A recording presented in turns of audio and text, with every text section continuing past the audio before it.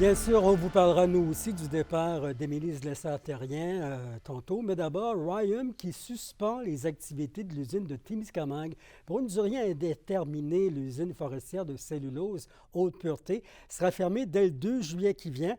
275 employés seront mis à pied. La décision permettra, selon l'usine, d'atténuer les pertes actuelles liées aux opérations et d'augmenter le flux de trésorerie disponible.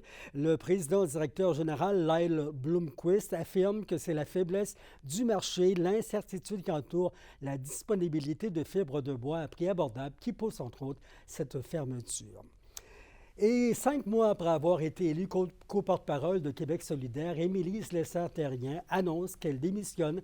Et Kimberly, comment réagissent les gens d'ici à cette nouvelle? Eh bien, Yvon, la grande majorité est d'avis qu'il est dommage de perdre la seule personne qui représentait l'Abitibi-Témiscamingue au sein de Québec solidaire. D'autres ont quand même respecté son choix, étant donné la charge de travail qu'elle a dû prendre sur ses épaules. Rappelons qu'elle a déjà été députée de Rouyn-Noranda-Témiscamingue de 2018 à 2022 et il y a environ un mois, elle avait également annoncé qu'elle prenait une pause professionnelle. D'ailleurs, parmi les raisons de son départ, elle a justement indiqué sur sa publication Facebook qu'elle était épuisée et que ses visions n'étaient toujours pas compatibles avec le parti. Elle avait aussi l'impression qu'on ne l'écoutait pas et qu'on n'écoutait pas ses besoins également et même qu'on la culpabilisait pour ses prises de parole. Donc, je vous laisse maintenant écouter certaines réactions des citoyens sur sa démission.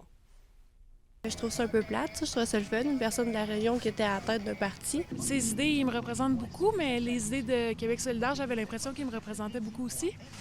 Fait que c'est sûr que je suis bien déçue. C'est dommage parce que Québec solidaire, c'était quand même un parti que je trouvais très intéressant. C'est son choix. Ils en ont beaucoup sur les épaules, là. Ça aurait peut-être été bon qu'elle demeure là, mais si tu veux, c'est son choix à elle, puis pour moi, ils sont tant à fait. C'est une travaillante, là. C'est triste, mais la vie continue. Et d'ailleurs, en mêlée de presse ce matin, le co-porte-parole du Parti Québec solidaire, Gabriel Nadeau-Dubois, trouve que la démission d'Émilie Slessard-Terrien est une mauvaise nouvelle pour le parti. Il a également indiqué que c'était une part de sa responsabilité au niveau de cet échec, tout en mentionnant qu'il était exagéré de penser que le parti était en crise à l'interne. Merci, Kimberly. Au plaisir. Maintenant, Jean-Marie Lambert, 75 ans, est retrouvé sain et sauf dans le secteur de Lamorandière. C'est la Sûreté du Québec qui l'a annoncé hier vers 10 h en matinée. Ce dernier qui avait été porté disparu samedi dans le secteur d'Amos. Ses proches avaient des raisons de croire que sa santé et sa sécurité étaient en danger.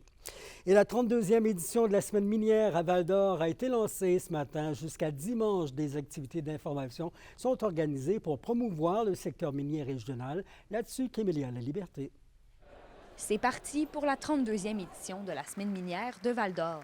Pour l'occasion, des acteurs du domaine minier iront à la rencontre de la population pour présenter l'innovation et le développement du secteur. La Semaine minière, c'est une occasion de mieux connaître, de démystifier l'industrie minière. Pour la directrice générale de Meglab, Kim Valade, qui a été nommée présidente d'honneur, c'est aussi le moment d'exposer la force de la collaboration entre les différentes entreprises d'exploitation minière. Cette année, c'est super intéressant parce que la thématique, c'est « Ensemble, innovons pour le futur ». Et là, je crois que le mot important là-dedans, c'est le « ensemble ». Je pense que le fait d'être capable de travailler, que ce soit plusieurs fournisseurs, le partenariat entre fournisseurs, mais aussi avec la minière ou les organismes régionaux, c'est essentiel pour continuer à innover puis rayonner en dehors de notre région.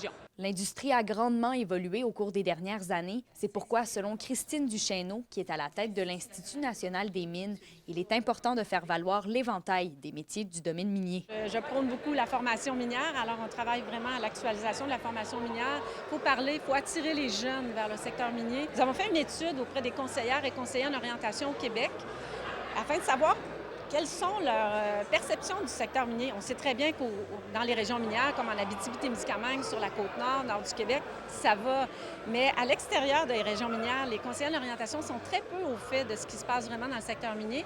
Ils n'ont pas tendance non plus à en parler. Alors que la ministre des Ressources naturelles pourrait prochainement déposer une révision de la loi sur les mines, le député d'Abitibi-Est assure de son côté que tout sera fait pour assurer une bonne compréhension des pratiques de la région. Ça sera de voir comment que le tout peut se travailler, mais on va rester, comme je vous dis, aux aguets pour s'assurer que s'il y a quelques modifications possibles, bien, que les bonnes informations sont véhiculées et non simplement des informations qui nous viennent de gens du Sud qui ne connaissent pas l'industrie minière et qui ne connaissent connaissent pas non plus les bonnes pratiques et les pratiques minières. Des conférences, des visites de mines ou encore des jeux questionnaires vont avoir lieu toute la semaine à Malartic et à Val-d'Or, et ce, jusqu'à dimanche. Kémilia La Liberté, RNC Nouvelles, à Val-d'Or. Maintenant, le regroupement innovant pour l'impression d'immeubles durables développe son projet de conception et de construction d'immeubles imprimés en collaboration avec la ville d'Amos. L'organisation associée au cégep de l'Abitibi-Témiscamingue pourra ériger une maison modulaire 3D sur un terrain offert à l'est d'Amos par la municipalité. C'est la première habitation modulaire du genre construite au Québec et membre de l'organisme Habitat pour l'humanité qui permet de lutter contre la crise du logement auprès des familles démunies. La maison offerte sans mise de fonds et avec une hypothèque à un taux très bas est payée en échange de 500 heures de bénévolat. Pour faire un vrai projet de construction, bien, ça nous prenait un ingrédient, en fait, qui nous manquait jusqu'à tout récemment au niveau du regroupement, puis que la ville d'Amos, en fait, nous amène aujourd'hui. Là-dedans, il y avait 2 facteurs de succès. D'abord, il fallait s'impliquer, il fallait qu'on fasse partie de l'équipe. Et comme on a une équipe chevronnée à la ville d'Amos en urbanisme et en développement, et que présentement, on est en fort développement, moi, je trouvais que c'était stimulant pour nos équipes de pouvoir intégrer la fameuse équipe à David. Ça fait quand même plusieurs semaines, plusieurs mois qu'on travaille à préparer tout ce projet-là. Alors, fait que le début, on n'a pas parlé quand est-ce qu'il débuterait. On n'a pas parlé, hein? On vise 2025. Fait qu'il y a quand même beaucoup de travail à faire en amont, mais on vise la réalisation, le début de la construction à quelque part en 2025. Maintenant, le magazine Couvert Boréal fait peau neuve. L'équipe de l'Association forestière de l'Abitibi-Témiscamingue a présenté aujourd'hui, en conférence de presse, la nouvelle mouture de son magazine et son logo. Publié 4 fois annuellement et mettant en vedette la vitalité du milieu forestier de la région, Couvert Boréal souhaite maintenant élargir son bassin de lecteurs. Pour ce faire, en plus de la nouvelle mouture papier, une bibliothèque numérique va voir le jour prochainement pour permettre à tout un chacun de consulter l'entièreté des articles produits depuis plus de 20 ans dans ce magazine. Et l'indice bohémien s'est démarqué à la soirée annuelle de l'Association des médias écrits communautaires du Québec, remportant 6 prix. La publication a réussi à mettre la main, entre autres, sur le premier prix catégorie photographe de presse pour l'image de Michel Drapeau par Jean Caron. L'ensemble des prix récoltés permet à l'indice bohémien d'être sacré comme 2e média communautaire de l'année.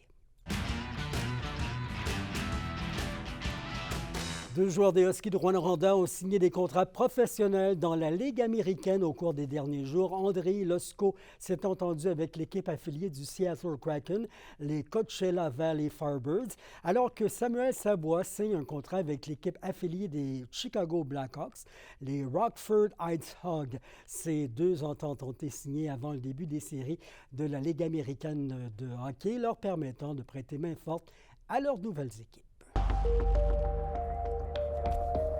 Les températures sont à la hausse, mais le soleil se fait rare cette semaine. Ça demeure nuageux avec de la pluie intermittente ce soir et la nuit qui vient, minimum de plus 3 à plus 5. Demain, la pluie continue avec un mercure de 9 à 10 degrés. Et mercredi, d'autres averses avec des températures un peu plus élevées, de 12 à 14 degrés Celsius. C'était vos infos régionales. La desserte aérienne de Rouyn-Noranda connaît une certaine amélioration. C'est du moins l'opinion de la mairesse Diane Dallaire. On y revient demain dans l'actualité. Bonne soirée. Au revoir.